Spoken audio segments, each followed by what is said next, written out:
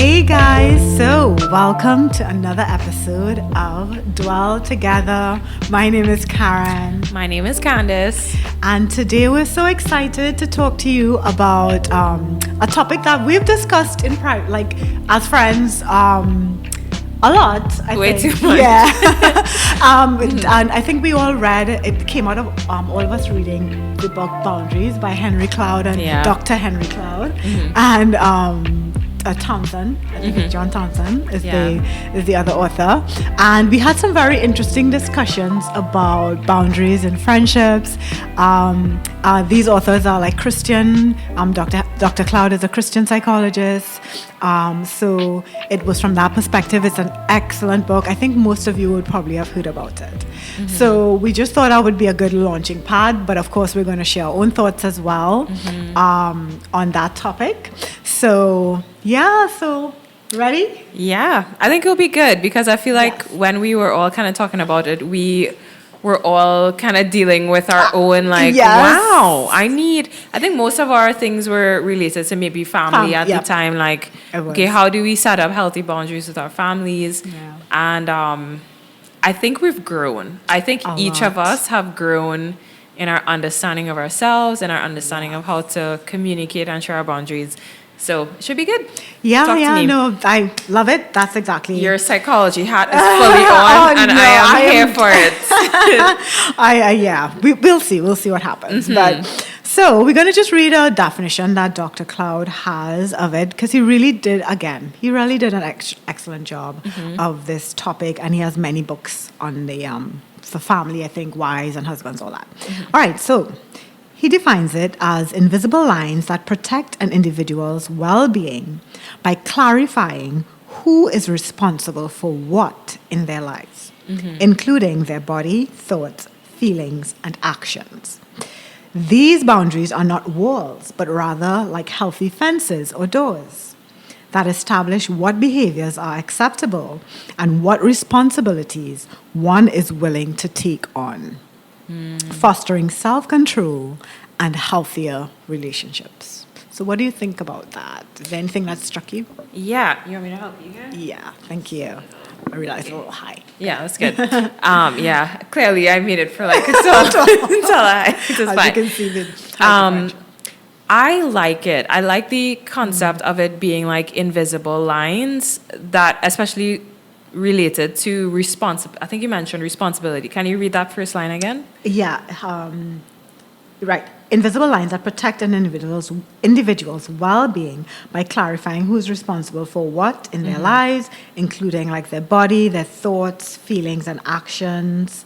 And it establishes what behaviors are acceptable and what responsibilities someone is willing to take on.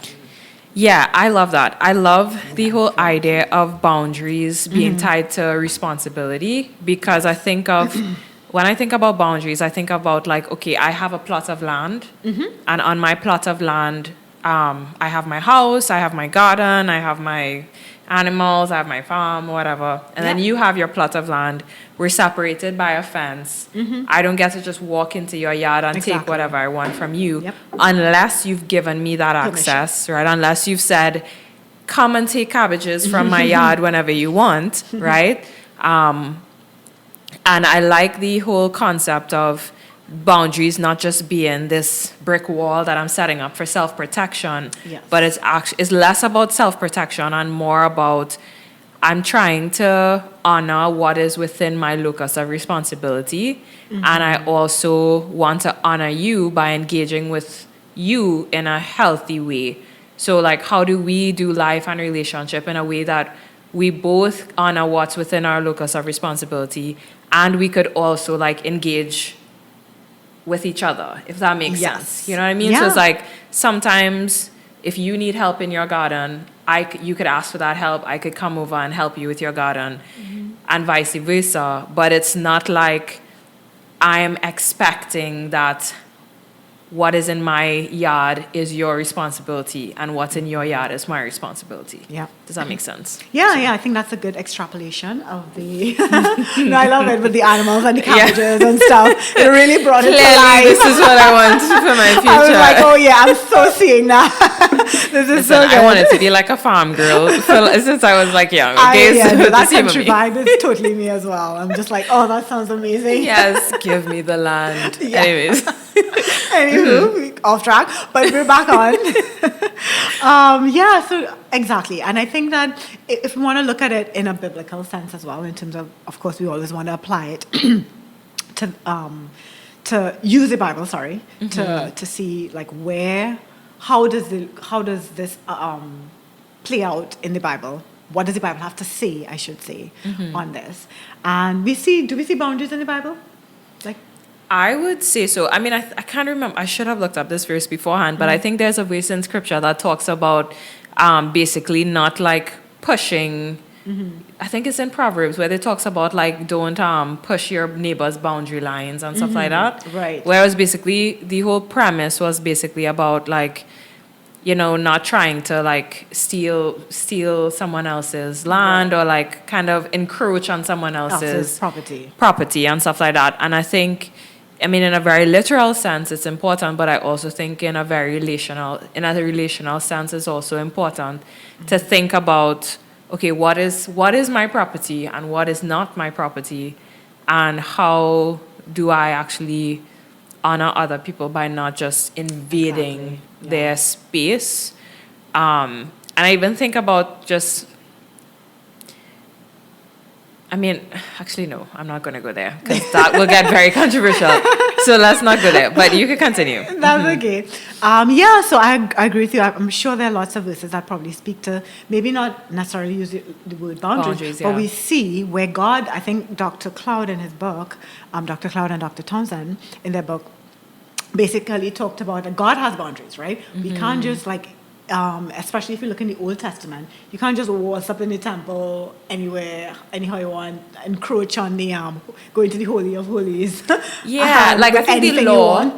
So I think the law, for Correct. example, was a boundary setting exercise. It was like, it kind of was like, this is what you can do, this is what you can't do. But there was also boundaries in terms of like responsibilities. So like the Levites are responsible for this. Correct. They can't get land because the Lord is their inheritance. They could eat this bread, you can't eat that bread. They could go into this place, you don't get to go into this place. They're responsible for this, you're not responsible for this. You don't get to touch the ark like this, but you can touch the ark like this. This is how you carry my present. You know what I mean? Yeah. So the individual had boundaries when it came to different aspects of their life. So when it came to, the temple life, I, as a if I'm not of the priestly order, then my boundary is you cannot go into the temple. Yeah. So everybody had different boundaries, right? The priests would be able to go. The high priest would be able to certain things. The other priests had boundaries too, right? Yeah, and every layer of access had responsibilities attached to it. Yeah, correct. Which is why it was so important that you establish that, because I love that you said that, because with boundaries, inherent in it is a responsibility. And that's what I think Dr. Cloud is saying here, where we are responsible for, God has given us responsibility for ourselves, right? He's going to hold us to account. So it's our responsibility to establish boundaries that allow us to glorify God in the best way possible. So if God, like you said, gives, I don't know if you had spoken about it, or if you talked about it before, but if God gives you a certain vision or purpose or whatever, then you have to protect that purpose, vision, etc., by putting boundaries and not allowing others to encroach on it, because that is going to deter you from satisfying what God has outlined. So yes, and an example. Sorry, no, I just thought of a biblical example. I just thought of a biblical example, right? Yeah. So I can't remember which book of the Bible this is. So somebody forgive me, right? But there's a story in the Bible about this prophet that God sent to somewhere, right? He had sent the prophet to go deliver a message, and then he said, on your way back, do not turn aside to anyone. Okay? Yeah. Don't turn aside to anyone, come straight back. So this prophet is on his way back. And on his way back, he meets this other kind of retired prophet guy who is like, hey, come into my house now. And the prophet is like, well, no, I'm not supposed to be turning aside to anybody. And he was like, well, the Lord actually told me that you could come aside, right? And then so the prophet, okay, so it's prophet on retired prophet. So the prophet is like, all right, well, I guess I'll go roll up, come through with you. He goes, has lunch or dinner, whatever it is. I'm highly paraphrasing, so forgive me. But the gist is I know accurate, the story you're right? talking about, yeah. He goes into this guy's home, has lunch or whatever. On his way out of this man's home, he gets eaten by a lion or attacked by some lion or something like that. And the guy who invited him into his home was the one who buried him. Right? And I just find that is the perfect example of what happens when you violate your own boundaries, especially boundaries that God has initiated in your life. Because I think that because God is outside of time, he understands, okay, when you should move, when you shouldn't move, when you should go here, when you shouldn't go here, when you should be with a person, when you should not be with a person. And I think anytime you violate those boundaries that he's trying to get you to enforce within your own life, it does not end well. Yeah. No, I totally agree. It doesn't. Yeah. So, yeah. No, and that is, again, that's why I say boundaries are in the Bible. We probably haven't thought of it in that way. And that's why I was trying to pull out, where do we see the principle of boundaries in the Bible so that we can have actual examples. So I think that sets a nice little template for why it's important. Yeah. And yes, there's a biblical foundation to boundaries, and clearly the Bible supports us having boundaries. All right, so I think one of the things you highlighted already is that healthy boundaries, good boundaries, show that we respect each other, right? So I respect who you are as an individual, Right. And when you have good boundaries, it makes I am able to respect you as an individual in terms of I have a good understanding of what you require, who you are as an individual in terms of, whatever your purpose, your mission in life, what God has called you to do. I have an understanding of that because that's what boundaries do. It gives me information as a person who you would be communicating boundaries to. And then you as the individual who is setting boundaries, it helps you to clarify, okay, this is what I need to be doing, and therefore these are the fences, the boundaries that I need to put in place in order for me to be able to fulfill. So I have a question. So when we're thinking about boundaries in the relational sense, what is inside my plot of land? Right. So anything I think that that relates to, and I believe we'd have to go back to the Bible for this because that God has given us a free will, right? And he has given us resources, right? Okay. So our mind, free will, and resources, right?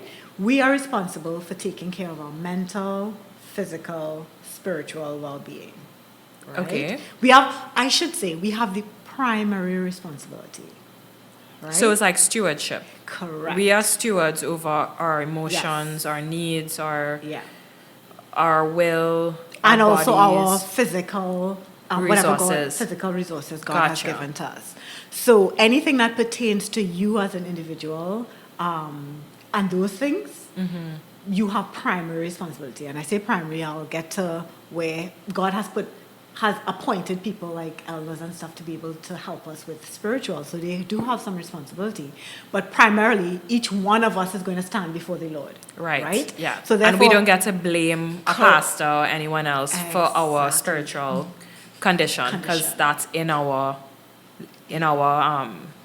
Now, God will hold them to account if they did not help us in the way that they're supposed to. But at the end of the day, that's on them in that sense. But for us, whatever is under our control, we still retain primary responsibility. Because even if they don't do their job, we still have to find a way to do what God has told us, what we know is right, Correct. to not sin. So yeah, so that's what I would say is within our response. So with that in mind, could you give me like an example of some boundaries that relate, just like general ones that maybe based on your own experience? Sure. Of like boundaries that have worked well, or just like boundaries in general? Either one. So you choose, yeah. Okay. Maybe start with the ones that worked well, and then Sure. we'll talk about the others. I think like, okay, so in my life, probably the most significant areas that I had to work a lot with boundaries is in my emotions, because I mean, like I'm an artist, so I'm a very sensitive person. And I think Yeah. growing up, I didn't realize when I was young, but I realized when I got older what was happening was that I was absorbing emotions from other people. So I didn't know where my emotions ended and where someone else's began. So, Yeah. say for example, someone that I love is being berated, for example. I would feel shame from what they're doing to my loved one. Yeah. And I carried a lot of rejection and a lot of different things by not realizing, I am receiving feelings that aren't mine. Yeah. Wow. So I had to spend a lot of time understanding, okay, these are my feelings, these are their feelings. These are my beliefs, these are their beliefs. These are my values, these are their values. These are my experiences, these are their experiences. Right. And for me, I had to do a lot of work in like very actively delineating those, because I struggled so much with just like people were overwhelming for me, because I'm in I'm in a room full of people and I'm just absorbing things like Rogue in the Matrix, right? I'm just absorbing stuff and I'm like over freaking whelmed. Yeah. So I had to do a lot of work there with like boundaries in terms of understanding where my boundary lines ended and someone else's began. That makes sense. I also had to do it a lot with purpose as well. So for example, I grew up in a very studious home, very love my family, love my parents. Yes. Very, like they trained us to just excel, right? I went to schools that were like top performing schools, so it's always like a grind. And I went to business school, which was a really good business school as well. But I remember after business school, I distinctly remember the day that God had called me very strongly and emphatically and told me, like, this whole music thing that you do, I want you to take it seriously, right? Now, I had that desire since I was young, right? But I was too chicken to pursue it, number one. Number two, I didn't have any framework for how I could do music do music professionally and be Christian and have a healthy family, and I just didn't understand how that would work. And then the third thing was that my parents always said, get a real job, music could be a side hustle, right? Now when the Lord said focus on music, then it was a challenge, because now I have to reframe what is in my garden based on, okay, God has given me a new mode. And now I can't just treat this as a side hustle. I'm actually going to have new boundaries for what I believe my purpose is versus what my parents believe my purpose is. And now I have to also learn how to communicate that to them and be like, this is not going to be a side hustle for very long, or I'm going to put more focus on this, or I'm going to take jobs that aren't business jobs so I could have more time to actually do what I feel like I'm called to do. So those are some examples in my life. What about you? Yeah, I mean, I think a lot of it, like boundaries I had to have is, yes, with family, for sure. But since you kind of gave a family example, I'll do more like work, because I tend to be very intense when it comes to work. And it is honestly boundaries in like that era of my life, it's still a huge struggle, as you would know. So, but if we want to look at things that worked well, I do remember like some time ago taking, like a few years ago, there was a job that I had that was, again, very intense. Was at a pretty high level and, again, very intense. So when I started, I was like completely, there was no stopping, right? Literally weekends, everything. My life was enmeshed in terms of, there was no delineation, like you were saying, between me at work, me at home, or at least very little, because physically I was at home, but your mind is on stuff, thinking about stuff. Weekends I'm there. It was not good, right? And especially for somebody in my profession, definitely not something that is recommended. So I think that was when I realized, like early on, that how important boundaries are, because obviously when you don't have those type of boundaries, you end up, they're important because it's like a safety. It's not just a nice to have. It's something that protects you from burnout in this case. Yeah. Right? So they're important to be able to find out what's a reasonable boundary. And the other thing I discovered is that you can't expect people to know or to even understand certain boundaries. Because one of the things, and we probably talk about this a little bit later on in more depth, with the struggles with boundaries, is that, especially in the workplace, a lot of people, because I had to counsel a lot of people were burnt out in their jobs. And what they didn't realize is that they are responsible for setting boundaries, even with their bosses. Yeah. So they would be like, but he's doing, like, how could he not understand that this is like too much or whatever? And I'm like, but you also have to take responsibility. Because a lot of times bosses, they just, it's not maybe something, it's not always that they don't care, but it's like, as long as you're getting things done, they don't realize sometimes that, wait a minute, this is a lot. It's as much as you are willing to accept. Yeah. So That it is so your true. responsibility to say, this is too much. Because their assumption in a workspace especially is not to be checking in with you every 2 minutes. How is your heart? Like, how are you doing feel as a about human this being? assignment? No, they're just like, we gotta go. Yeah. You know? And again, some of them really don't care, but a lot of them do. And it's just like, well, you seem to be handling it perfectly and doing such a great job. So you can't, a lot of times you can't blame them if you did not say anything. I mean, if you did say something and they're like, well, I just don't care, whatever. Then, but a lot of times that's what I saw. And it applied to me as well. I had to be like, yeah, this is not reasonable ask. All the, and have to be willing to take action in terms of whether it is go higher or to even leave, based on how firmly those boundaries need to be enforced. Because some boundaries, as we were talking about, it's a door. So all boundaries are not like walls, nothing ever, like I will never do. So if we set a boundary, like, after 4, I'm not going to be answering my phone for work. But like once in a blue moon, there's something happened, there's a fire at the company, right? Yeah. You're going to be like, okay, everybody kind of pitch in, do a little extra. It's perfectly fine to open the door and be like, you know what, for the next week or 2, until we kind of get stuff sorted, I don't mind working an extra hour or whatever. Yes, you can call me, right? So that's what I loved about, again, Dr. Cloud and his conceptualization of it, that, we do have the power to be able to say, you know what, here's an exception. The boundaries are not necessarily completely and totally, utterly fixed with no possibility of flexibility. It's like a door or fence where we can, at times, allow entrance, right? And we see that even in the Bible where typically, like, for example, David eating the holy bread, the showbread or whatever, and it was God was able, and again, it's his boundary.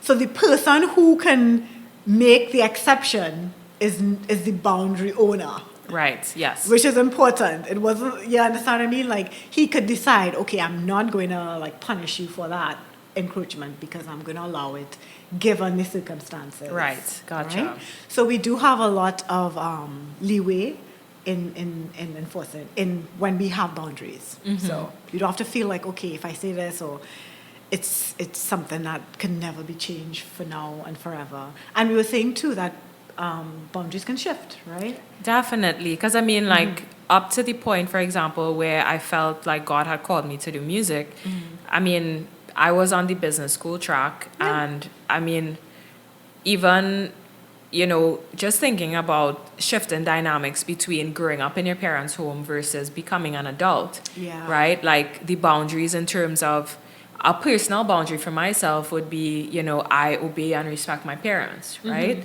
But when you become an adult, now you, like, your primary parent kind of shifts a bit to the Lord, Yes. Yeah. and your secondary parents are your parents, right? And so now it's like, okay, well, the Lord is actually telling me to go this way. So how do I honor the Lord? How do I obey the Lord and honor my parents in my obedience to the Lord, right? In terms of how do I communicate what the Lord has told me? How do I, even thinking about like what I had to navigate this year, like, you know, sensing that, okay, the Lord was Yeah. calling me to possibly take up a job that I'm still exploring. My parents being like, absolutely a horrible idea for all of these reasons. Like, why are you even doing this? And it was hard, but it's like, okay, I need to remain in respect with my parents. I need to, my approach to them has to Right. remain respectful, but my obedience and allegiance has to remain with the Lord. Yes. And so that's like a shift, I would say. Yeah. It's an example. Yeah. Yeah. And we're talking about like stages in life too. Like, you know, if you're single and then you get married, the boundaries are going to shift in terms of friendships, where it's not going to be as loose. You're going to have to be like, okay, you can't call after these hours. You can't just ups and be going here, there, and everywhere without checking in, you know, with your spouse or whatever. So, you Yeah. know, there's a lot of flexibility changes. It sounds very like boundaries, like very hard and fast, but there's so many instances where, you know, you can reassess and decide what is best in a particular stage in life, and even for a particular time. Like, you can have boundaries for a particular time, not have them, then have them again, right? For example, if you're Yeah. like in an exam mode, right? Yeah. And you're doing school as an adult, and you're like, okay, guys, over the next 2 weeks, you're probably not going to see me or hear from me much, Yes. because I'm going to be in like high study mode, just trying to crank out these exams, right? Then if you have good friends and family, they could respect the fact that, okay, I'm not going to be expecting you to show up at every family gathering over the next 2 Exactly. weeks, Yes. because you've communicated, this is my responsibility for the next 2 weeks is to get these tests done well, because that's within my locus of responsibility right now. And after that, I will step back into the family dynamic, you know? Yes. So, yeah. So sorry about that. No problem. Yeah. So the other thing that is important, like, in that example that you just spoke about, is communication, right? Because I think a lot of times people would do something like, instead of you saying to the person, hey, I have exams, so I'm not, like, I can't go out as I usually do. I won't be able to answer all your calls. I might take a while or whatever, or try not to call me as much.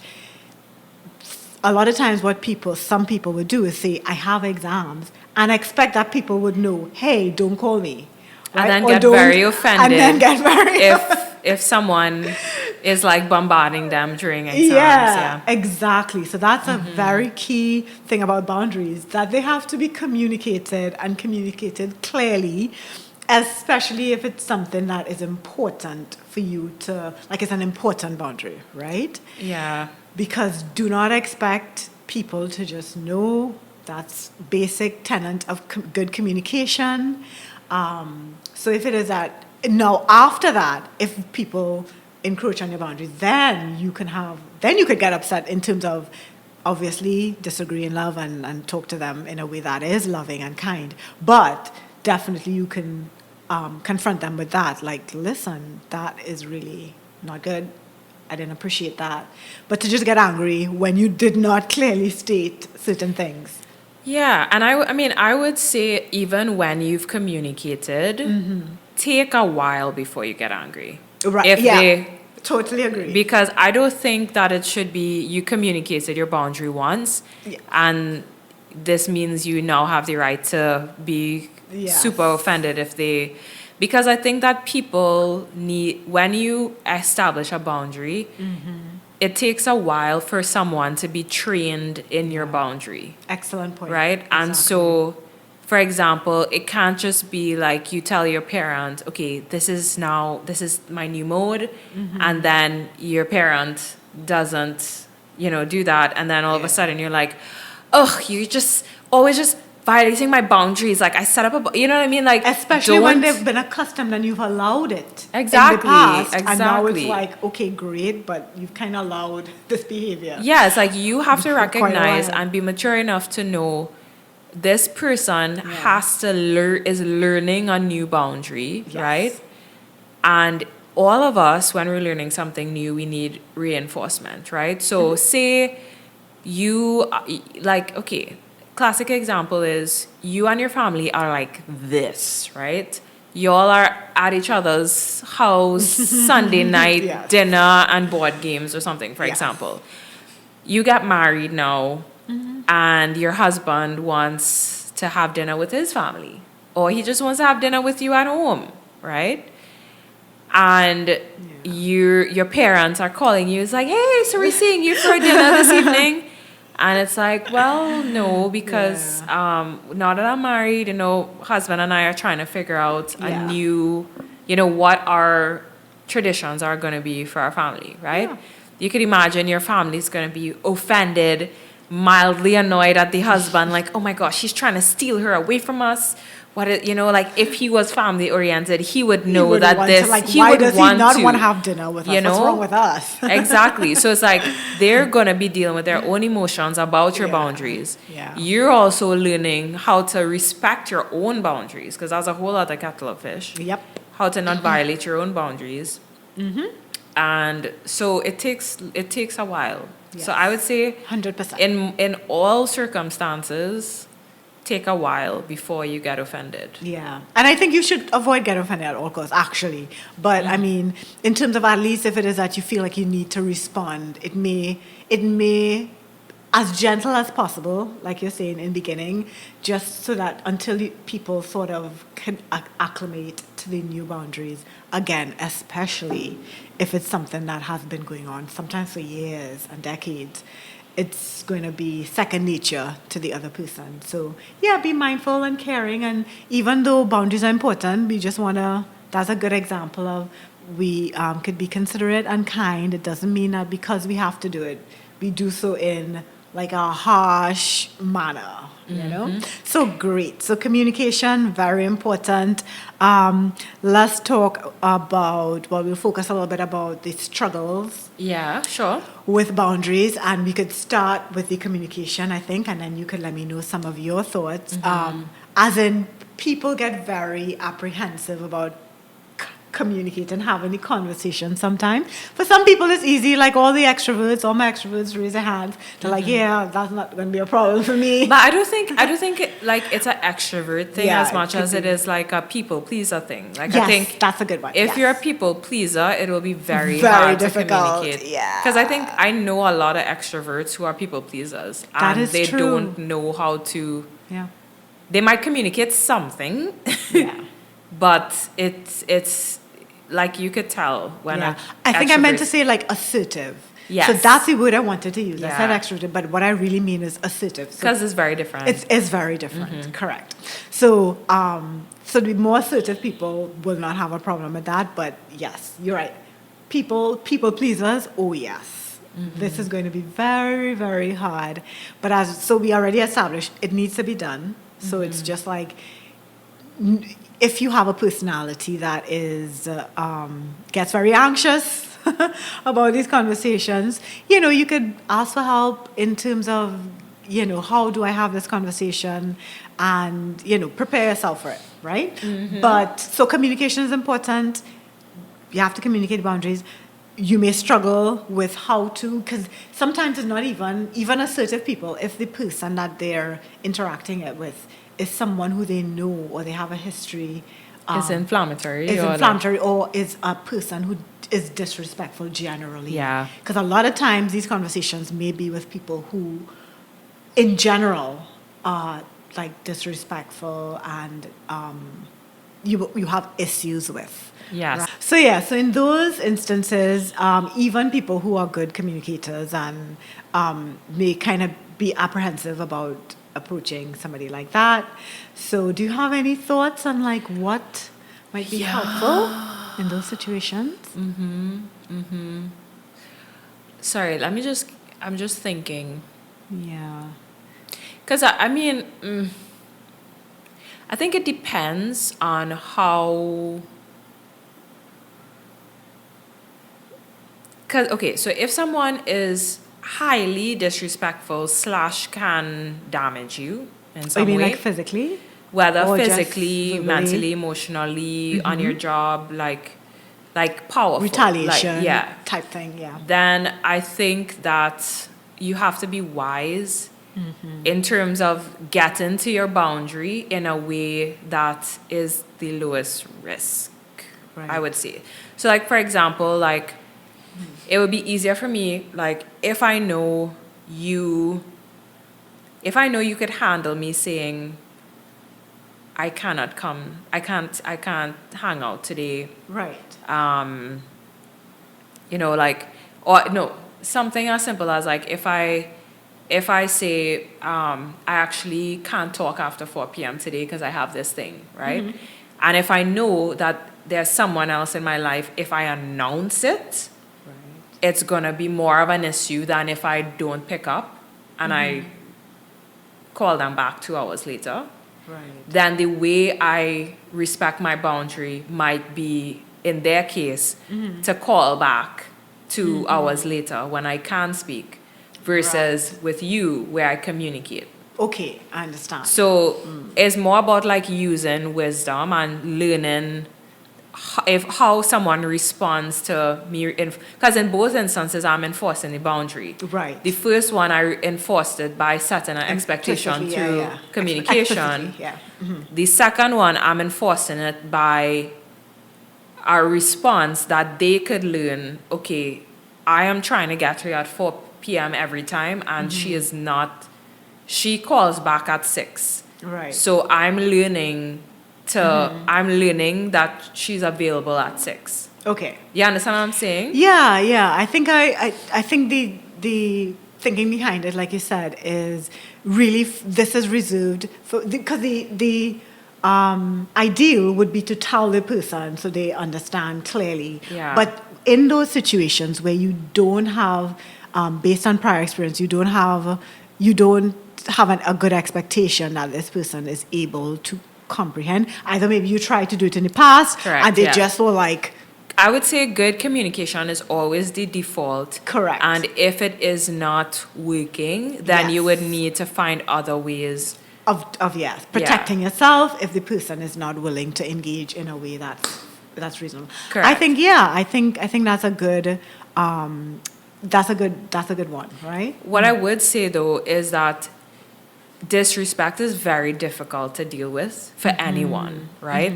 Like disrespect, being called names, like, and people could be real abusive out here, like Yeah, verbally, yeah. emotionally, and stuff. Exactly. Especially when it comes to boundaries. Like, I think Dr. Henry Cloud actually talks a lot about the swine test, right? Because like in scripture it says that don't throw your dogs before to pigs, swine. don't throw your pearls before swine, and it talks about basically like like if you discipline a fool, like he will curse you. If you discipline a wise person, they will respect you and stuff like that. So I actually think that boundary setting is a great way to understand where people are at. Yeah. Because How their they receive it. reaction, their response kind of gives you an idea of, okay, this is a person who understands and could respect boundaries, or this is a person who does not respond well to that at all. So I think boundaries are a great swine test. But, oh my gosh, I lost my trend of thought now. What were we talking about We're talking about like basically how to communicate with Oh, people. I know I was going. Yeah, Right. who But don't. disrespect and like abusive language, tone, all those things are very Yeah. difficult for any human to Yeah, yeah. experience. So I think that it's important for our boundaries to be like we have to value it enough to be willing to experience the costs of having it, I would say, right? And you need to understand which of your boundaries you're more willing to experience a cost for, right? Yes. So, for example, I may be more willing to experience the cost of firmly establishing a boundary with my family when it comes to my purpose, right? Versus come over on Saturday night. Like I don't need to have a debate with my parents about why I can't come over on Saturday. You know what I mean? Like Yeah.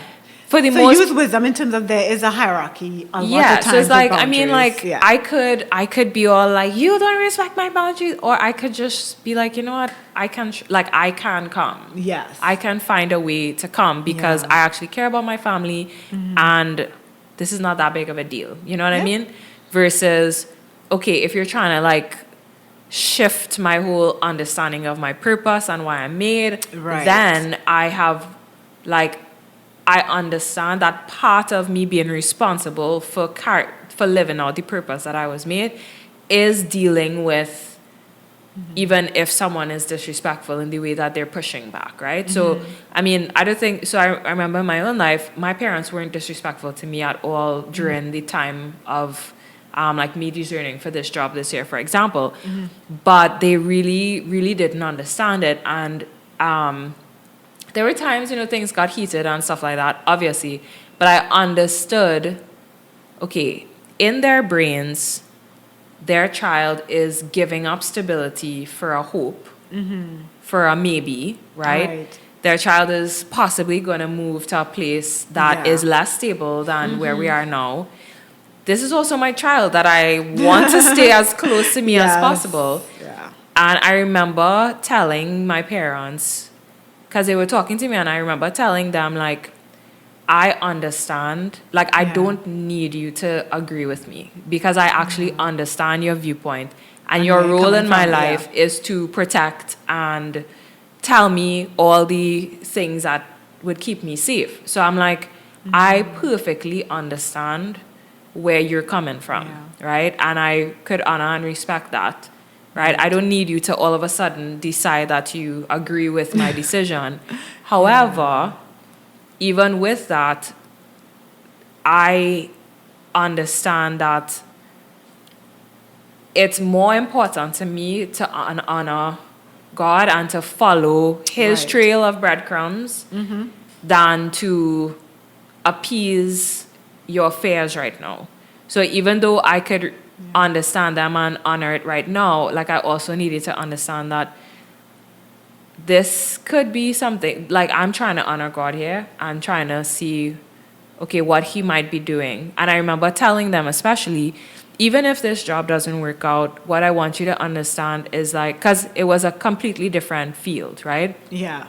And one of the main things you're talking about was like my degree and using that. And I remember telling them, I was like, ever since I was young, I wanted to do full-time ministry. And I remember telling them, even if this job doesn't work out, I need you all to understand that full-time ministry is where my heart of hearts is.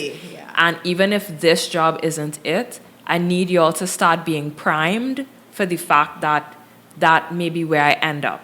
So it was, for me, I was just getting them like, start thinking about a shift, whether this ends up coming to pass or not. I need you to start preparing yourself for a shift in my life. And they actually they actually thought about that. They actually respected that. And over time, like my parents are so amazing and so supportive and stuff. but I understood the arc that they had to go through, right? Yeah. And I could have we could have completely fallen out about that if I had no maturity. Yeah. I could have been like, yeah, my parents don't understand. They just da-da-da-da. You know what I mean? Yeah, or if you had avoided the conversation altogether, and then it's like, yeah, so I got this, I'm going, because you're like, I don't want to have to deal with. Yeah, and then they could have been like, what? Okay, I don't want to talk. Right? You know what I mean? Correct. It could have caused a big rift. Yeah, and so in protecting yourself, it helps you. It actually helps develop and protect relationships because it doesn't get to extremes where it's like, okay, you in your mind already knew what you had to protect, what needed to be put, boundaries needed to apply to. So you already knew music is one of those things.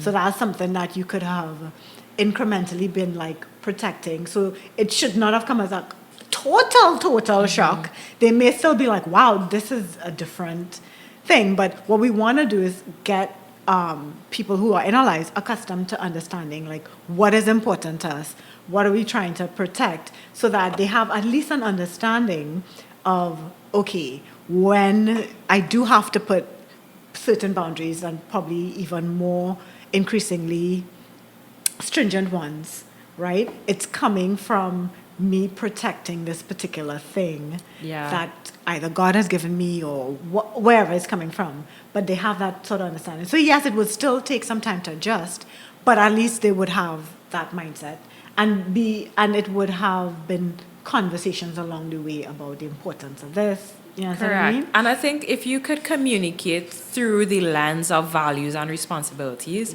it makes it way easier, because my parents value my safety and they value my physical safety, but they also value my long-term security, right? So if I understand that their values are safety and security for my children, my values are open to adventure and exploration with the Lord and obedience to the Lord, especially as a young person, right, who isn't married yet and stuff, then the conversation becomes less of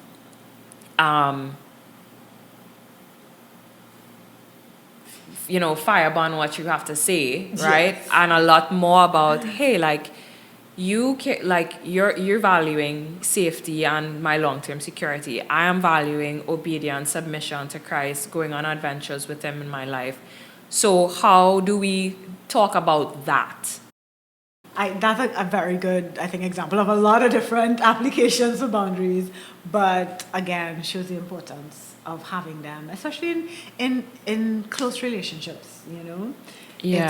Sometimes it's even more important because the tendency to encroach tends to be higher, right? When you love someone. You allow a lot of stuff that probably you think, nobody else gets to do that, right? So it really is a tricky thing. But again, going back to the point we're making in terms of how to sort of have the conversation with somebody who might be actually disrespectful. And sometimes the conversations are just difficult in that maybe it's something that, like with your parents, it's not easy. And most conversations like that probably won't be like, probably are going to be a little difficult. But then you have extreme where the person is actually adversarial, disrespectful. And you were saying, just to summarize, use wisdom, right? Choose the lowest risky option. Yeah. I would add to that, for example, and I think you gave an example of that, you may not want to meet with them in person, right? Right. Because it's always good, I would say, ideal would be meet in person, especially if it's a boundary that is like with your parents, like something that's very important. They are important to you, and this is something important in general. But if it is somebody who's like really disrespectful, you might just need to be like, send them a message, because if I try to engage with this person face to face or even on the phone, that I'm going to get a lot of pushback, and it might be safest to just send an email, send a message, which you probably would try to avoid if it is that it was somebody who you could have a good conversation with, and there could be a nice back and forth. Sometimes you just need to enforce the boundary and be like, no need for back and forth, because it's not going to end well. And I think for some people, explicitly stating a boundary makes them feel safe. And for other people, explicitly stating a boundary makes them feel unsafe, right? So for me, I love when people are like, hey, like say I'm with a partner and they're like, hey, like, just gonna take a nap for 2 hours, or or So even like, so if I'm not responding, it's not because I hate you, you know what I mean? Like, where have you gone? Yeah, it's just like, but it's just, it just helps you like that. But for some people, it's like, you might be like, hey, like, I won't be available for the next 2 hours. Like, that might draw so much attention to it that it creates more of a problem than if you set within yourself the boundary of like, I'm turning off my phone for the next 2 hours, and then you come back at the end and be like, hey, sorry about that delay, thanks for the patience, was just working on something. Like, if you understand that they respond better to your boundary when you re-engage after having set it with yourself versus establishing it up front. You know what I mean? Yeah, I mean, I'm of two minds about that. Tell me. I think sometimes, again, the whole wisdom thing. So, because I feel like, depending on the type of relationship, not being explicit is more likely, not saying it will, to lead to a little bit of confusion. And uncertainty, even if, so what might need to happen is that they might need to learn. Yeah, that's true. I would default to that. That's true. Build You're right. Tolerance to be able, because if you're saying it in a way that is kind, right, then they should, I think, be able typically to receive it. Yeah, because I've definitely had experiences where my being clear is like, whoa. Yeah. And then that could be a back and forth. Like, I appreciate you telling me, but like that, how you did it was kind of jarring to me. That could be fine, where it's like, I had a problem with it because I felt like you don't care, or that and that's important to like just not doing it. Like, if they're getting upset about a boundary, there's a reason why they're getting upset, because they feel insecure, something, they interpreting it wrongly. Or if they're used to violating their own boundaries. Yes. I think people who are used to violating their boundaries for you, it's easier for them to be offended when you are unwilling to violate your boundaries for them. Right. And I know what you mean, but explain to the audience what you mean by violating your own boundaries. Violating your own boundaries is like, okay, I know this is within my responsibility. I know a simple example could be like, I have something to work on for a client tonight. I've set a boundary within myself, like, I've delayed too long tonight, I need to go do this. Yes. On your way home, family member calls, pling, pling, pling, hey, you want to hang out? Or hey, you want to do this or that? And you're like, hey, well, I actually can't because I have this client thing that I have to finish off tonight. You want to do another day or something like that? If they are used to canceling their plans for you, especially if they don't even communicate that they have canceled plans, right? To accommodate you, then if you have a moment where you're not willing to cancel your plans to accommodate them impromptu, it could feel like, well, I canceled my stuff for you, so why can't you cancel your stuff for me? When it could have been like, if they were canceling, they could tell you like, hey, well, I actually have something on this day. And it could have been a negotiation of like, oh, okay, well, then if you have that thing, then I'm not going to expect you to show up. Or like, okay, well, we could maybe try it for a different day. You know what I mean? Yeah, exactly. So there's that like feeling of unevenness in terms of if, again, and this is why, again, on both sides, boundaries are so important. That we keep our own boundaries, that we have them, that we keep them, so that it doesn't feel like, well, I have no boundaries and I just give everything up for you, which is a kind of like, you don't want a codependent sort of relationship developing where there's like enmeshment, like I just lay everything down for you, so I expect the kind of that in return, which is not healthy. So so thanks for explaining that. I see the battery is. Yeah, well, let's just let it run out because I want this other one to get some charge. Right. So I feel like we covered a lot. I just wanted to talk about one Yeah, thing, go which ahead. was the boundaries with yourself.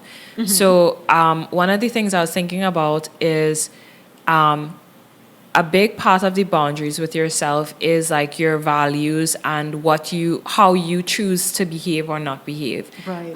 what you choose to do and not do, Okay. etc. And I think that every time you violate your own boundaries, you are training yourself not to trust yourself. Right. So, for example, I will wake up like what I want. The boundary I set for myself is to wake up on mornings at 5 a.m. to do my devos before work. For Right. example, every time I choose not to wake up at 5 a.m. and do my devos, I'm training myself that I can't be trusted to Yeah. respect that boundary. Right? Yeah. Another example is, a boundary I've set for myself is that I want to save myself for marriage, or I want to protect, I want to honor my body before I get married and honor the body of my partner, for example. But then when you're with your partner, you're crossing your boundaries, you're doing a bunch of stuff. Every time you do that, you're training yourself that I cannot be trusted within my own body or with my partner, right? Yeah. I cannot be trusted to advocate for my own boundaries when I'm with my partner. And so all of those things really break down self-trust, and it creates a lot of anxiety in your life because you don't feel safe with yourself. Yeah. Right? Because you're training yourself that you are an unsafe, you as in yourself, you're an unsafe person because you violate your own boundaries. Yeah. You set boundaries for yourself and you don't even meet you them. don't, yeah. And I think that when you do that, it's way easier for us to want to externalize our boundaries to other people. And it becomes like, I don't trust myself to respect my own boundaries, so I really need you to advocate for my boundaries. Yeah. So in relationships, it's like, I really need you Yeah. to be sexually pure because I don't trust myself. Right. And Which, again, yeah, which sorry, go happens ahead. a lot, Yeah, or yeah. like, I don't know how to say no to my family. So I really need you, family, To not, yeah. to say no for me. Yes. You know what I mean? Yeah. So like things like that is just what I was thinking about when it comes to our personal like our own boundaries with ourselves and stuff. Internally, yeah. Which is like a good point. You don't really think of, like you said, crossing your own lines, which is, that's where it starts really. Because if you can't maintain, how do you expect other people? Because they're going to pick up on the fact that you don't even, like you said, you're not going to do this and you did. But Yeah. you want us to respect your boundaries. Like, oh, really? And then one other thing, I think this is important, and we could probably end there, Yeah. is one of the things we shouldn't be doing is to use boundaries in an abusive way, manipulative way. We were talking about that. Don't want to leave that one out. Where we're not truly like you were doing with your music, trying to protect something that God has ordained, that you're responsible for, doing your best to do that, but actually using certain boundaries to manipulate somebody else, like a Or partner, to just somebody, push them out. or to push them out, or to do anything that is not good and kind, right? So an example might be like, I don't want you to like even calling or texting or something like that, just trying to do it in such a way that it's to Like hurt the other punishes person them, and yeah. to punish to punish the other person, right? What would a everyday example of that be then? I think probably like, especially in relationships, like maybe romantic relationships, that could probably Right. come up a lot, where it's like maybe you all have a disagreement and it's like, I'm not talking to you. I'm going to put up a boundary. You don't get to call me or talk to me, or we're not going to have any dinners or whatever you're accustomed to, whatever activity, or if there's something that you are accustomed doing in terms of conversation, maybe you're like, I'm just going to be busy for the next 5 weeks. Because I'm mad. Yeah. Or you say something like, I have use work or something else, or use something, because you could always make up something like, well, I'll be busy for the next 5 weeks, so I really don't think I can go anywhere. When you probably haven't, it's not an actual, if it was an actual work thing that's not related to maybe some disagreement that you had, then fine. But we're saying you're using that boundary excuse in a Yeah. way that is punishing. It's not a legitimate, I really have work to do and I really can't, I don't have the time for the next 5 weeks or whatever. It's that you have kind of made up this boundary in response to, right? Yeah. Something that the person did, and that's a habit. So, you understand what I mean? And I have been guilty of that. I'm not gonna lie. Like now that I'm thinking We about it, all have, I'm sure. yeah, I in think some I've way. definitely done that. I remember I was going to do that yesterday. Like actually, like I had a moment where I was like, but I did catch myself because I Right. started to realize, Yeah. okay, if you say this right now, if you do this right now, you're just gonna be doing it to punish the person. Yeah. So Intent. Is Don't- important, yeah. yeah, so and I realized that what I had said was enough for me to now wait and see how they respond, rather than adding to what I said a punishment and in the moment I realized that the punishment that I could have put was because I was scared Right. of them not responding to the regular boundary Yeah. that I had kind of, you know what I mean? Yeah, yeah. It's like I was scared that what I had said was not enough for them to adjust. Right. And so I was going to add on the punishment boundary as a way to preemptively adjust Ensure that- myself. But you know what I mean? So Yeah. it's a less vulnerable approach. Right. But it was a use of boundaries, which are supposed to be for Yeah. good, in a way that is not good, like you said, to punish. Yeah. Which, again, I think we have all, to some degree, done it at some point. So we're just drawing it to your attention, not that, so that you understand, like, this is not something we should do, because I feel like a lot of people have done this, right? That, been like, use the guise of a boundary in order to punish somebody. Example, stonewalling. I think stonewalling is the perfect example of a punishing boundary. Right. Because you're saying, and stonewalling is like, when you shut down in conversation and just refuse to speak. Like, I think that is a punishing boundary, because it's just like, I'm not going to speak to you because of whatever reason. So I'm just going to, Right. like, I'm just going So my to, boundary is that I'm not going to engage you at all. That's your punishment. I'm not going to try and work it out. I'm just going to be like, yeah, we done. Right? And I mean, of course, if the person is actually abusive, so we always know that's Yeah. the context. But generally speaking, like you said. but in using the realm of healthy relationships, Correct. an actual boundary, a healthy boundary could look like, hey babe, like or even in a friendship, like, hey, like I'm getting overwhelmed right now.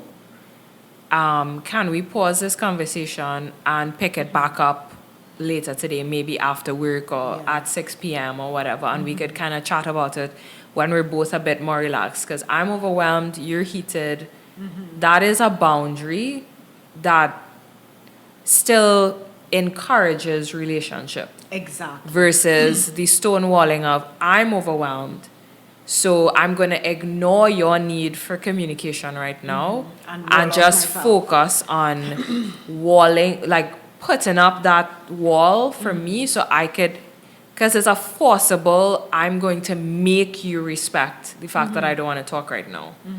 Rather than sharing the Yeah. need, asking for that time and waiting for a response. Yeah, exactly. Yeah. I totally agree. So just wanted to make sure we got that one in, because that is also something that could happen when people's like, oh, great, I'm going to be enforcing boundaries. And it's like, examine your heart is what we would say when you're looking to enforce these boundaries. And be mindful, too, of the impact it's going to have on the person. I mean, you have to do what you need to do, but also, you want to do everything in love and, in a way that fosters relationship and good community and friendship. So we'll leave it there, I think. And Do you want to just gonna pray for us? Yeah, we're going to close in prayer. So, Lord, we just thank you once again for being able just to film this podcast. It's been a while, so we're so glad that you were able to help us to get the time and opportunity to do this. We thank you for today's episode. We ask, Lord, that whatever was shared, that the things that you think are important and that you want to impart to each and every person who's listening, might be different things. Lord, we ask that it will go forth with the power of the Holy Spirit, that it would change lives, and that we would use whatever has been spoken about to glorify you, to draw closer to you and to each other. So help us, Lord, as we walk along this life. We are so grateful for your presence and your guidance. Continue to guide us and guide our audience. And we ask all these things in Jesus' name. Amen. Amen. All right, bye guys. See you all next week.